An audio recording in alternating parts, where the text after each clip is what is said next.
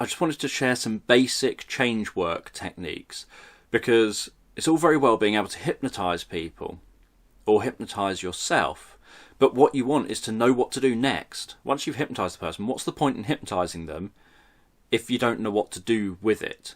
So I would never recommend working with anyone who you're not trained to work with. You shouldn't do hypnosis and try and do therapy on people who you're not trained to do therapy on.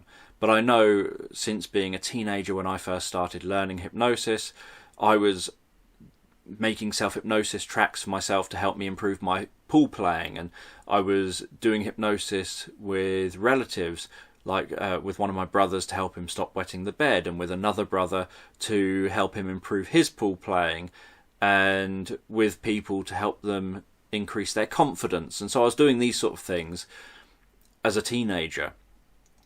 And so I know that there's obviously a tendency that you're going to want to do something with it. You're going to want to be learning this for some purpose beyond just hypnotizing people. So a lot of hypnosis and self-hypnosis books use a lot of suggestion. So you hypnotize the person and then you start saying to them, you'll no longer want to smoke. You're going to be confident and happy. You're going to find life exciting, or whatever it is that you decide to give as suggestions. There's nothing magical about the hypnotic suggestions. So, for example, if I wanted to help someone to play better pool using suggestion, I would just suggest, and when you go to play pool, you'll find that you are confident, you're focused, and you can play to the best of your ability. And so I would just give those kind of suggestions. But suggestion isn't as effective as creating a real experience in the person's mind. So how suggestion works is it works post-hypnotically. So I would say when you go and play pool, you're going to find yourself calm and confident, and you're going to play to the best of your ability. And I can suggest that in hypnosis.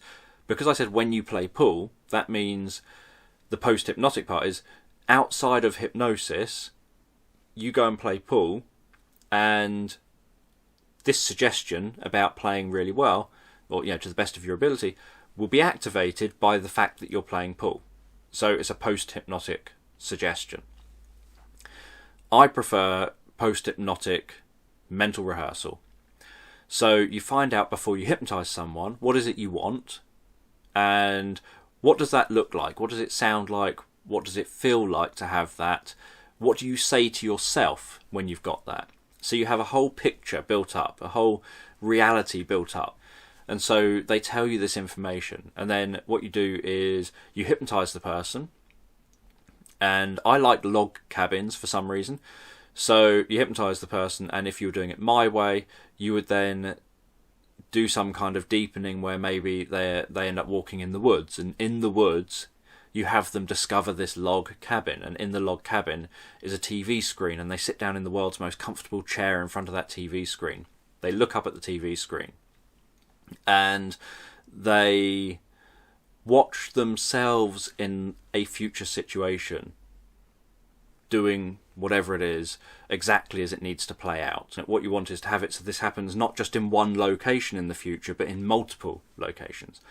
And you then just get them to mentally rehearse that, watching it first, so it's dissociated. They watch it take place first, mentally rehearsing the future. So you say, just see a future situation on that screen playing out with you as a non-smoker, and notice how well that goes. And they play it out perfectly and correctly, and then you say, now go back to the beginning, step into it this time, and experience what it's like.